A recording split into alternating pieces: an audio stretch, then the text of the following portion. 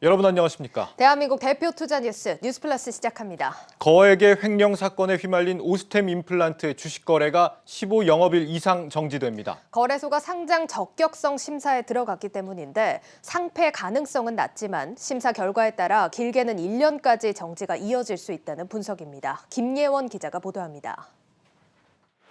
1,880억 원을 횡령하는 사건이 발생해 주식 거래가 정지된 오스템 임플란트. 한국거래소는 오늘 24일까지 상장 적격성 실질 심사 여부를 결정하게 됩니다. 여기에서 실질 심사 대상이 되지 않을 경우 오스템 임플란트는 25일부터 즉시 주식 거래가 재개됩니다. 하지만 심사 대상에 오르게 될 경우 복잡한 과정을 거쳐야 하기에 주식 거래가 쉽지 않게 됩니다. 심사 대상 결정 기한은 한 차례 연장이 가능해 조사가 길어질 경우 2월 17일이 돼서야 심사 여부가 정해질 수도 있습니다. 업계는 자기 자본 대비 횡령 규모가 큰 만큼 자금 회수 가능성에 따라 실질 심사 여부가 결정될 것으로 보고 있습니다. 영업의 지속성하고 재무 상태랑 경영 투명성 이 세 가지 측면에서 회사의 전반적인 내용을 들여다보고 판단하게 돼 있거든요.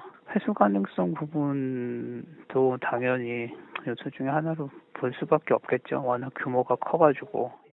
심사 대상 법인으로 선정되면 회사는 영업일 기준 15일 내 개선 계획서를 제출해야 합니다. 이후 거래소는 20영업일 이내 상장 폐지 여부나 경영 개선 기간을 확정하게 됩니다. 증권가에선 상장 폐지까지 갈 가능성은 희박하다는 의견이 우세합니다. 다만 횡령 자금 중 회수 가능한 규모가 확인되지 않는 상황이라는 점에서 거래 정지 기간이 다소 길어질 것으로 예상하고 있습니다. 과거 대주주의 횡령과 배임, 분식회계 혐의 문제 등으로 인해 삼성 바이오로직스를 비롯해 동아 소시오, 하나의 경우 일정 기간 주식 거래가 정지된 후 재개된 바 있습니다.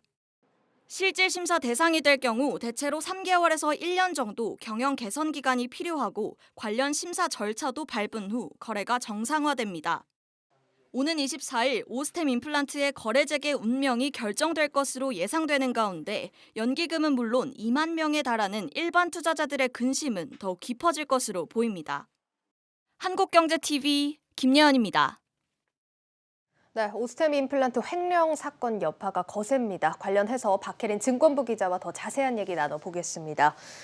예, 박 기자 정말 어처구니 없는 사건이 일어났는데 앞서 리포트 보면 최대 1년까지 거래가 정지될 수도 있다고요? 네, 맞습니다. 이 한국거래소는 영업일 기준 15일 내, 그러니까 오는 24일 안으로 상장 적격성 심사 여부를 결정합니다. 만약 실질 심사 대상이 아니라고 결정이 되면 거래가 즉각 재개되지만 대상이 될 경우에는 이 기업심사위원회에 회부돼 상장 유지나 상장 폐지, 아니면 개선기간 부여 등이 결정되게 됩니다.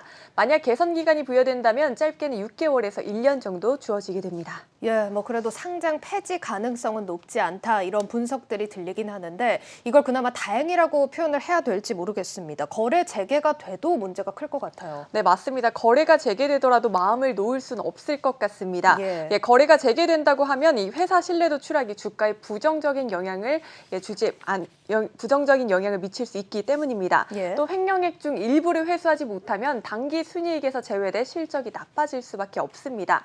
증권업계 시각 또한 마찬가지입니다. 삼성증권은 이 대규모 횡령 감시 시스템 미비로 인한 이 ESG 리스크 상승과 낮아진 회사 신뢰도로 주가가 하락할 수 있다며 목표 주가를 16만 원에서 14만 원으로 12.5%나 하향 조정했습니다. 예, 지금 오스템 임플란트가 작은 기업도 아니고 시총 2조짜리 기업입니다. 그것도 한 개인이 어떻게 이런 사건이 벌어질 수 있나 싶은데 지금 이 사건으로 우리 시장 전반에 대한 신뢰도가 흔들릴 수 있다 이런 분석도 들리더라고요. 네, 맞습니다. 보시다시피 온라인 주주 게시판에는 분노와 우려의 글이 가득한 상황입니다. 예. 더불어 이번 사태로 우리 코스닥 시장 전반을 위축시킬 수 있다는 우려감까지 나오고 있는데요. 오스템 임플란트의 외국인 투자자 비율은 현재 약 44.2%입니다. 예. 이게 어느 정도로 높은 수치냐면 코스닥 시총 100위 기업들의 외인 비중을 한번 따져봤더니 오스템 임플란트가 6위를 기록을 했습니다. 이렇게 외국인 투자자들의 관심을 한몸에 받던 회사가 하루아침에 거래가 정지돼 버리니까 우리 코스닥 기업에 대한 신뢰 오늘에도 하락이 불가피하다고 업계는 평가하고 있습니다. 참고로 지난해 외국인은 오스템 임플란트를 1,612억 원가량 사들였고 주당 평균 매수 단가는 13만 원으로 추정되고 있습니다. 예, 뭐 우리 시장에서 외국인 투자자가 얼마나 중요한지는 아마 시청자분들이 더 잘 아실 거라고 생각을 합니다. 사실 오늘 코스닥 시장만 봐도 뭐 다 오스템 임플란트 여파라고 할 수는 없겠지만 네. 좀 수급적으로 외국인 수급이 많이 빠져나갔더라고요. 네, 맞습니다. 오늘 코스닥 지수는 외국인 매도세 전거래일보다 0.59% 하락했습니다. 예. 네, 그런데 오히려 이렇게 지수가 크게 내리다 보니 거래가 정지된 오스템 임플란트의 경우 시총 23위에서 22위로 한 계단 뛰어 올랐습니다. 알겠습니다. 자, 이게 뭐 작년 말부터 사실 임플란트 업계 수출 성과가 좀 많이 부각이 되면서 특히 오스템 임플란트가 실적 기대를 많이 받아왔던 종목입니다. 네. 주가도 좀 반영을 한 걸로 알고 있는데 앞으로 좀 어떻게 될까요? 네, 오스템 임플란트는 참고로 국내 1위일 뿐 아니라 예. 임플란트 시장 기준으로 아시아 및 태평양 1위, 전 세계 4위권 기업입니다. 네, 지난 11월 오스템 임플란트를 필두로 치과용 임플란트 수출은 사상 최대 월간 실적을 기록을 했고 예. 특히 중국 수출의 경우 전년 대비 77%나 늘었습니다. 게다가 최근 코로나19로 임플란트를 미뤄둔 분들의 추후 이연 수요까지 발생할 수 있어 성장성이 돋보였는데 예. 이번 사태로 향후 전망이 불투명해졌다는 평가가 나옵니다.